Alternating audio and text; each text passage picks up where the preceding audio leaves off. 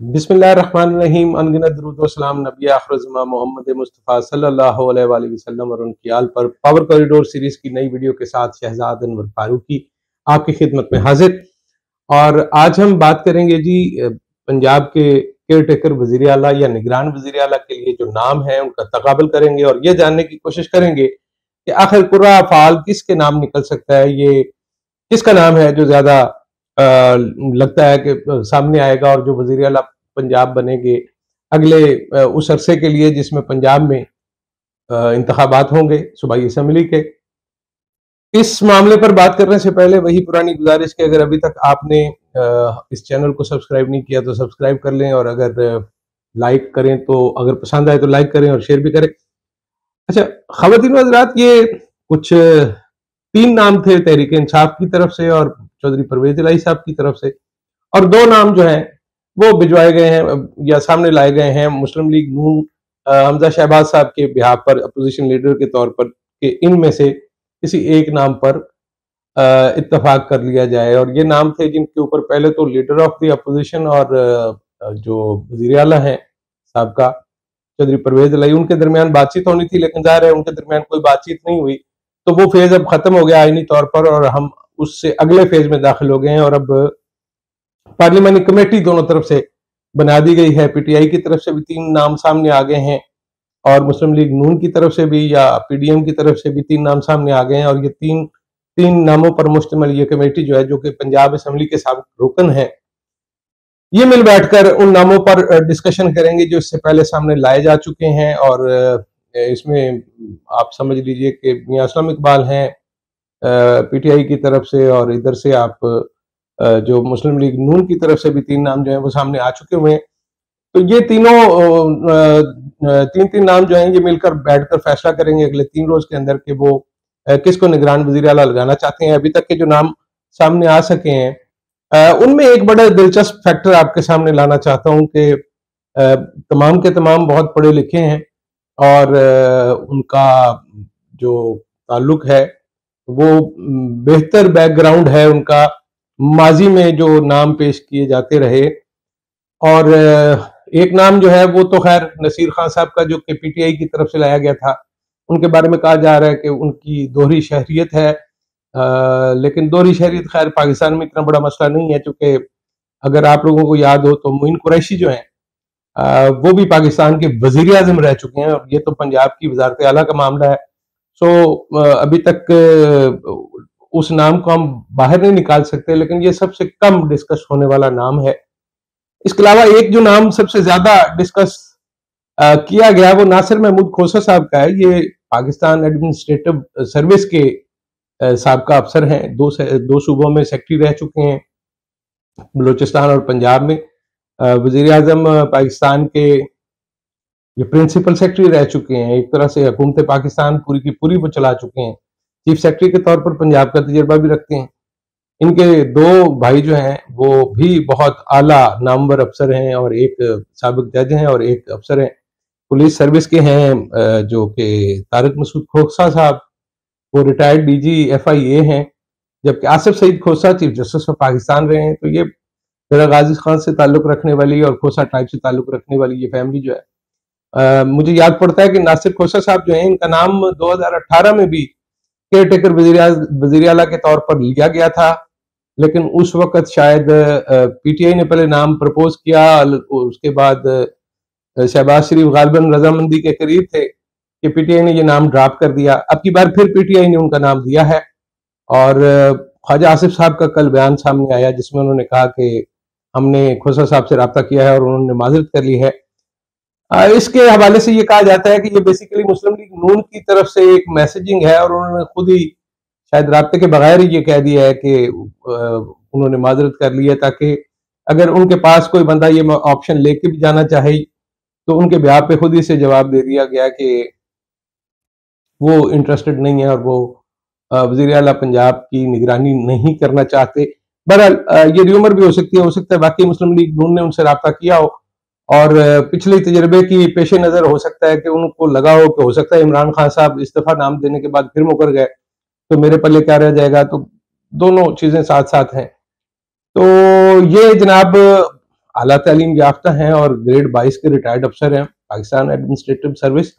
तो Pakistan administrative service से दो और नाम भी है जी, एक अहद चीमा साहब हैं और एक सरदार अहमद नवाज सुखेरा साहब। ये दोनों जो हैं साहिबान, ये दोनों लंदन स्कूल ऑफ इकोनॉमिक्स से पढ़ चुके हैं जनाब, बल्कि ये भी पाकिस्तान एडमिनिस्ट्रेटिव सर्विस के रुकन हैं, बल्कि एक तो इस्तीफा दे चुके हैं और दूसरे इस महीने के आखिर तक रिटायर्ड हो जाएंगे, सरदार अहमद नवाज सुखेरा। तो दोनों जो हैं वो आला तालीम याफ्ता हैं। सरदार अहमद नवाज सुखेरा के बारे में पहले बात कर लेते हैं जी। वो इस वक्त वफाकी काबीना के जो सेक्रेटरी वफाकी काबीना है, कैबिनेट डिवीजन के सेक्रेटरी हैं।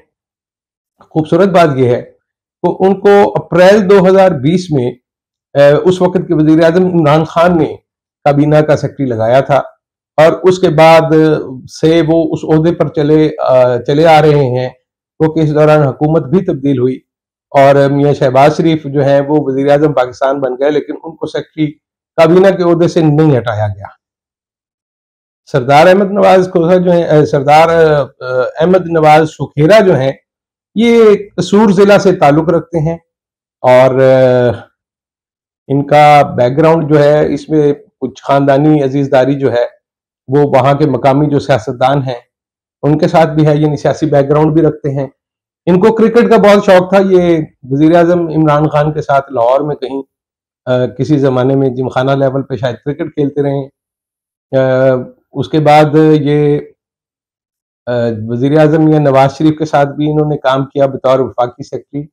ये उनके वजीर इतलात रहे हैं और उनके दौर में ये सेक्रेटरी इतलात रहे हैं, सॉरी माफ कीजिएगा, ये सेक्रेटरी इतलात रहे हैं और इन्होंने जो वजारत इतलात है उसको बहुत अच्छी और बखूबी तरीके से चलाया। कुछ ज्यादा उनके हवाले से उंगलियां नहीं उठाई जा सकी और शफाफियत है। और उन्होंने हार्वर्ड यूनिवर्सिटी से, जहां तक मुझे याद पड़ता है, उन्होंने पब्लिक एडमिनिस्ट्रेशन में डिग्री ली, और जबकि पब्लिक एडमिनिस्ट्रेशन के अलावा उन्होंने लंदन स्कूल ऑफ इकोनॉमिक्स से भी इन्होंने ग्रेजुएशन की है। तो इनके पास अच्छी तालीम है। वो कि बहुत सारे लोगों का और मेरे दोस्तों का बिलखसूस ये कहना है कि इस मुल्क को ज्यादा नुकसान ज्यादा पढ़े लिखे लोगों ने पहुंचाया है और अनपढ़ लोग शायद इतना नुकसान नहीं दे सके। लेकिन इनकी शोहरत इस लिहाज से बहुत अच्छी है कि वो दो हुकूमतों के साथ काम कर चुके हैं और उनका नाम जो है वो इमरान खान साहब की तरफ से या पीटीआई की तरफ से सामने लाया गया और अभी तक उन पर कोई संजीदा एतराज नहीं है, ना कोई उनकी इंटेग्रिटी पर, ना उनके बाइसनेस के हवाले से। बल्कि इसी हवाले से एक छोटा सा चुटकुला भी आपको सुनाता चलूं कि चूंकि वो अभी तक वफाकी सेक्रेटरी काबीना है, तो हमारे एक दोस्त ने जब नामजदगी हुई उनकी पंजाब की वजारत आला की निगरानी के लिए, तो उन्होंने उसे मैसेज किया और उनको बताया कि जनाब आपको अब जब वजीर आजम पाकिस्तान तलब करें काबीना इजलास के लिए, तो आप उनको बेझिझक ये मैसेज कर सकते हैं कि जनाब मैं तो अभी अभी अपनी जो सूबाई वजारत है उसके नाम जो है वो उनको हतमी शक्ल दे रहा हूं, तो मैं मसरूफ हूं, मैं माजरत चाहता हूं। खैर ये एक जुमला मुतरजा था, लेकिन सरदार साहब ने गालबन अपने दोस्तों को यही कहा है कि आज तक जिस भी ओहदे के लिए उनकी समरी गई है तो बहुत कम इम्कान रहे हैं कि माजी में उनका नाम निकले। लेकिन इस दफा कराइम ये बताते हैं कि वो बहुत तकड़े उम्मीदवार हैं, क्योंकि दोनों सियासी बड़ी जमातों के साथ काम करने के दौरान उनकी इंटेग्रिटी पर कोई निशान नहीं आया और ना उनको किसी एक तरफ आप लेबल कर सकते हैं कि वो फलां के आदमी हैं।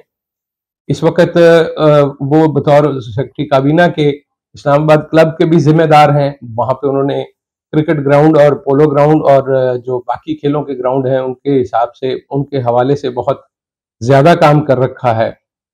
और इस हवाले से भी आप समझ लीजिए कि उनके मामलात अभी तक शफाफ चले आ रहे हैं। सेक्रेटरी कॉमर्स रह चुके हैं, सेक्रेटरी बोर्ड ऑफ इन्वेस्टमेंट रह चुके हैं, तो अच्छा तजर्बा है उनके पास। और वो सरकारी तौर पर उनको एक एजाज से भी नवाजा गया और ये जनाब हिलाले इम्तियाज से नवाजे गए थे, एचिसोनियन भी हैं।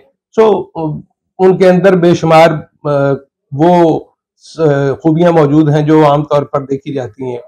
तो वो उन तमाम सलाहियतों का उनमें जो मौजूद होना है। उनकी सिर्फ एक ड्रॉबैक है कि वो अभी तक सर्विस में हैं और कहा यह जाता है कि वो इलेक्शन नहीं लड़ सकते, लेकिन निगरान वजीर आला के तौर पर अगर उनके नामों पर जो इत्तेफाक हो जाता है तो उसके बाद ये छोटे मोटे जो मसाइल हैं वो तय किए जा सकते हैं। अच्छा जनाब, इसके बाद आहद चीमा का एक नाम है जी। आहद चीमा भी लंदन स्कूल ऑफ इकोनॉमिक्स के पढ़े हुए हैं और उनको भी आप समझ लीजिए कि वो पास के रुकन हैं। जब हम पास का कहते हैं तो जैसे खोसा साहब और सुखेरा साहब जो हैं ये पास के मेंबरान हैं, इसी तरह आहद चीमा भी पास के सर्विस के रुकन हैं, जिसको पुराने जमाने में डीएमजी या डिस्ट्रिक्ट मैनेजमेंट सर्विस कहा जाता था, उसका नाम अब जो है वो पास है। तो पास के ये तीनों अफसरान हैं जनाब। और आहद चीमा जो है अभी रिसेंटली उनको उनके ऊपर जो है वो 2018 फरवरी में उनको गिरफ्तार किया था नैब ने, और उनके ऊपर कुछ इल्जामात के तहत मुकदमात कायम किए गए थे। कुछ मुकदमात उनके खत्म हो गए हैं, उन्होंने रिसेंटली रिजाइन किया नौकरी से और अभी वो वजीर आजम पाकिस्तान के मुशीर भी हैं।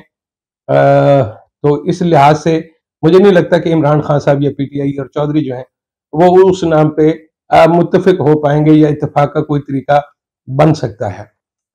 इसके बाद जो काबिल जिक्र समझ लीजिए कि नाम है वो मोहसिन नकवी साहब कह दिया। और मोहसिन नकवी साहब का नाम जो है वो 4-5 दिन से जेर गर्दिश था और हमारे पास इतलात थी कि मोहसिन नकवी साहब का नाम दिया जा रहा है। अनफॉर्चुनेटली तबीयत की खराबी की वजह से वीडियो का सिलसिला 2-3 दिन रुका रहा, तो ये नाम आपके सामने नहीं रख सके जी। मोहसिन नकवी साहब बुनियादी तौर पर जर्नलिस्ट हैं जनाब, इनकी भी एजुकेशन बाहर की है और ये पाकिस्तान में गालबन एक बैनुल अक़वामी नशरियाती इदारे की ये नुमाइंदगी करते रहे हैं जी, पाकिस्तान के हालात को कवर करते रहे हैं और इस दौरान इनके ताल्लुकात मुल्क की तमाम सियासी जमातों से रहे हैं। लेकिन बिलखसूस इनके बारे में ये कहा जाता है कि ये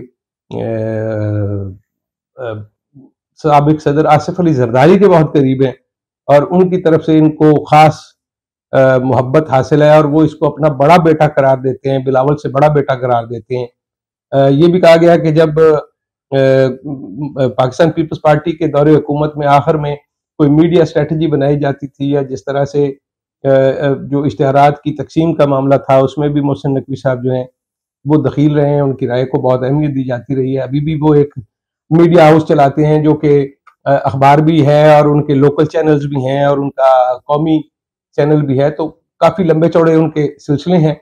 उनकी जो इजाफी खूबी है वो ये है कि वो मैंने अर्ज किया था चौधरी बरादरान के ज़मन में एक वीडियो में कि चौधरी बरादरान की रिश्तेदारियां बहुत लंबी चौड़ी।